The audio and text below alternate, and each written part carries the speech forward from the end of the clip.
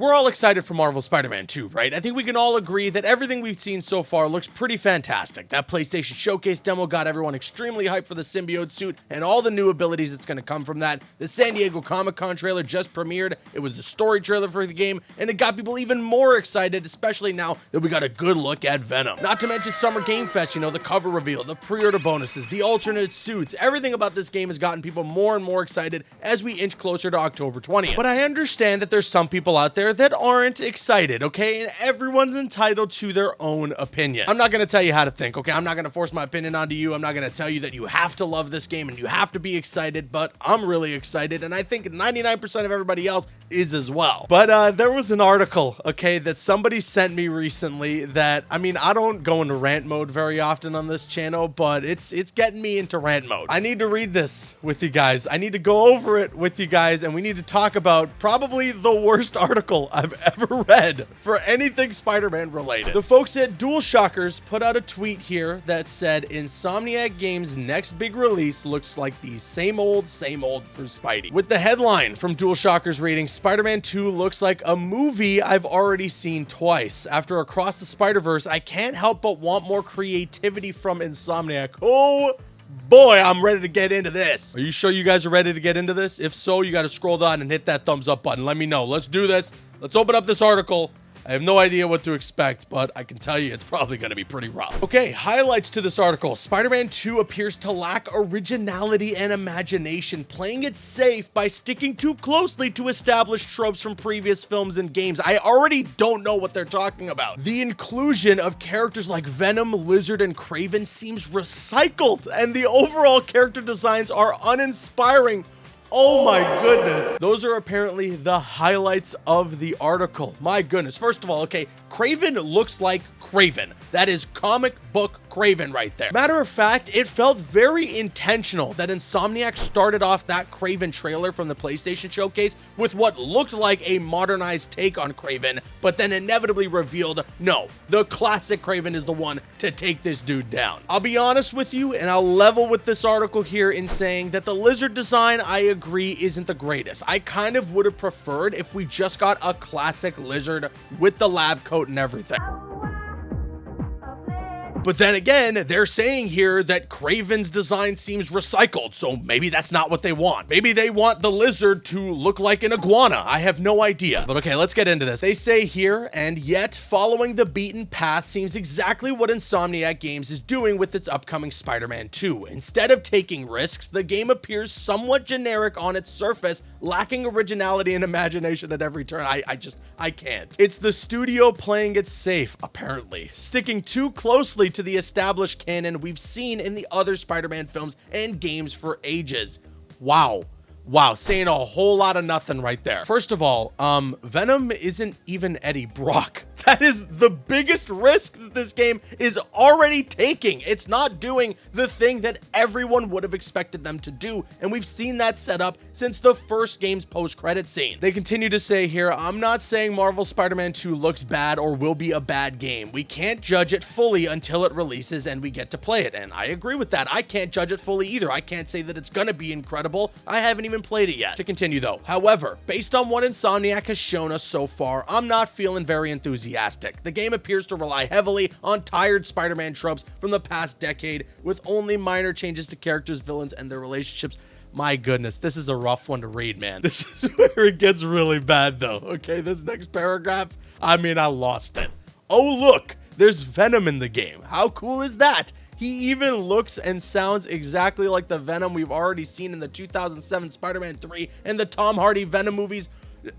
No, he doesn't. What did they see at DualShockers in the story trailer or in the reveal trailer back in 2021 that I'm not seeing? They say it would have been great to see a fresh take on this iconic anti-hero, but instead it feels like the game is just recycling what came before, and I find little joy in. First of all, iconic anti-hero? You just watched the movies. Venom has been an anti-hero in the comics. That much is for sure. We cannot debate that he is known as the Lethal Protector. But I'm sorry, Venom is an iconic villain for Spider-Man. He's not an iconic anti-hero. You gotta stop watching those Tom Hardy films, buddy. And hey, guess what's different from the 2007 Spider-Man 3 Venom and the Tom Hardy Venom versus the Venom in Marvel Spider-Man 2?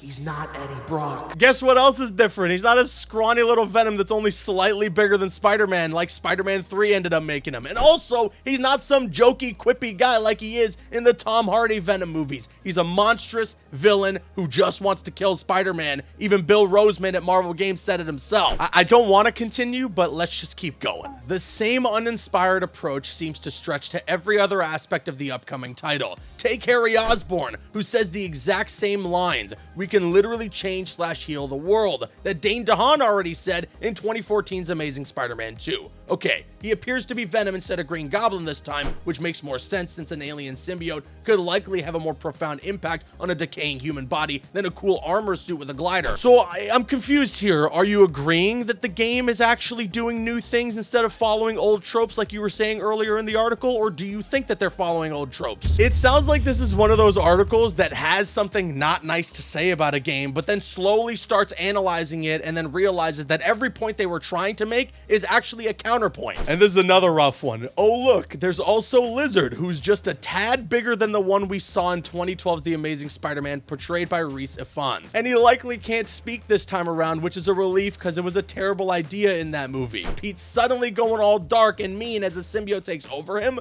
Whoa, isn't that something fresh and unexplored before? And don't let me start on Spider-Man 2 being set in New York once again. No, come on. Are you kidding me? You're mad that Spider-Man 2 is being set in New York City? What is it that people think after something like Far From Home that Spider-Man apparently goes on these trips every now and again? Far From Home is a great movie in my opinion, and I do like that it's set in London, England. I thought that was cool. But yeah, Spider-Man belongs in New York, and also it's a video game. They're gonna keep us in New York in the second game. Maybe in like a Marvel Spider-Man 3, we'll see Spider-Man do some stuff across the world. I don't know, and I don't really care if they don't do that, but for the most part, Spider-Man's from New York. He does stuff in New York. And yes, Peter is mean with the symbiote. That's how it works. That is the point of the symbiote storyline. What did you want them to do? He gets the symbiote and he becomes even happier? Yuri Lowenthal, Brian Intar, a lot of folks working on Marvel Spider-Man 2 have said that they took inspiration from storylines that have to do with addiction when they tackled the story of the symbiote in this game. And to be honest, that's exactly what you should do. That is the idea of the symbiote. It's an addiction. And because of that, not only do you suffer the effects of it, but so do your loved ones and the people around you. So yes, he's mean to Miles. He's probably gonna be mean to MJ as well, and I imagine if he took it away from Harry, he's gonna be mean to Harry too. That's how it works with the symbiote storyline from the comic books. I'm sorry, if they were gonna tread new ground here, they were gonna do not the symbiote storyline. Another issue is how every character and villain is portrayed in Insomniac's universe, from the Spider-Man suit on the box cover of the original, which I'm personally not a fan of, they say,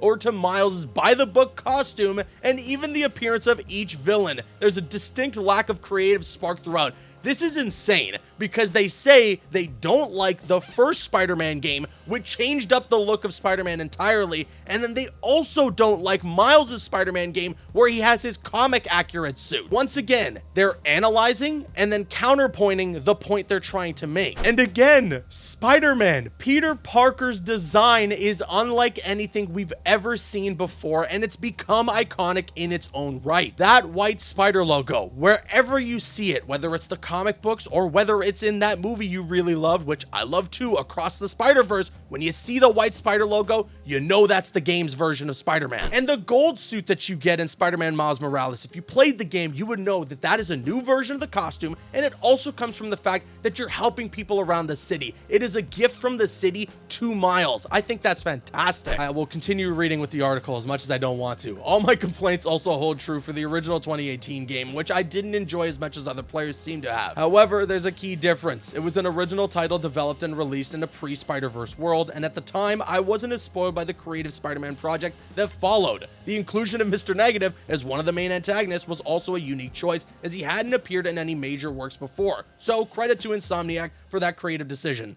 Once again, refuting the point that they're trying to make within the point that they're trying to make. The first Marvel Spider-Man was taking all the risks and trying to create a newly established world within the Spider-Man mythos that we know and love. And so yes, Mr. Negative being one of the main villains was definitely a risk and something that I thought was great as a fresh new take for the character and the world. But guess who was the main villain of the game? Dr. Octopus, one of Spider-Man's most iconic villains that he's faced off against many times before. And guess what team Mr. Negative was a part of? The Sinister Six, an iconic team up of villains that Spider-Man has faced off against many times before. If you didn't have a problem with that, I don't know why you have a problem with what's going on in Marvel Spider-Man 2. We have a fresh new take on Venom. We have Lizard, which does seem to be treading some old ground. We have Kraven being as iconic as he should be, considering this is one of his most mainstream appearances. Oh yeah, and there's another villain that's popping up in Marvel Spider-Man 2 that Insomniac just started teasing recently. Yuri Watanabe has been teased to become Wraith. Name me 10 projects that you know, Dual Shockers, where Wraith was the main villain. Name me 10 projects in the mainstream of Spider-Man where Wraith was in the front and center. We also don't even know how many other villains are gonna be in the game. Coney Island's teasing Big Wheel, for God's sake. Who knows if villains like Sandman, Hydro Man, Mysterio could pop up. We don't know what's in store come October 20th, and I feel like this article was put out way too soon. What's crazy is this article just said that they loved that the first game had Mr. Negative as one of the main antagonists, and then they say this: yet in the follow-up, instead of him, we're getting Kraven, who's just an angry, strong dude with a Russian accent. He looks as uninteresting as Aaron Taylor Johnson's portrayal in the upcoming Morbius-inspired Kraven movie, which I'm not sure anyone is excited about. At least you got the last part of that one right. But also, oh my God, when was this article made? July 30th. The story trailer's been out for a while now, and Mr. Negative is in the story trailer, and the folks at Insomniac have said that he's gonna be a big focal point considering what he did to Miles' dad. There's a whole line where Miles has said, "You're gonna pay for what you did to me." Miles is pissed at Mr. Negative, at Martin Lee, for what he did to him, and clearly Martin Lee is realizing the effects of his mistakes. That's gonna be important to Marvel Spider-Man 2, because guess what? Miles is a playable character alongside Peter and will be just as important to the story as Peter is with the symbiote. It seems like this article is doing its absolute best to bait people like myself, and I'm sure many others, to getting angry so that they can get the clicks. Because when you're not paying attention to the actual trailers that have been released, to the actual marketing that Insomniac and PlayStation have put out there, at that point it sounds like you're just trying to be a contrarian for the sake of it. And for that reason, I don't think I can read the rest of this article. It's just too upsetting, and honestly, at some points, it's factually incorrect. I also don't want to sit here and recite the entire article. I'm sure somebody worked hard on writing it, even though they got a lot of information wrong, so I'll leave a link in the description box below if you'd like to read it for yourself. And with that being said,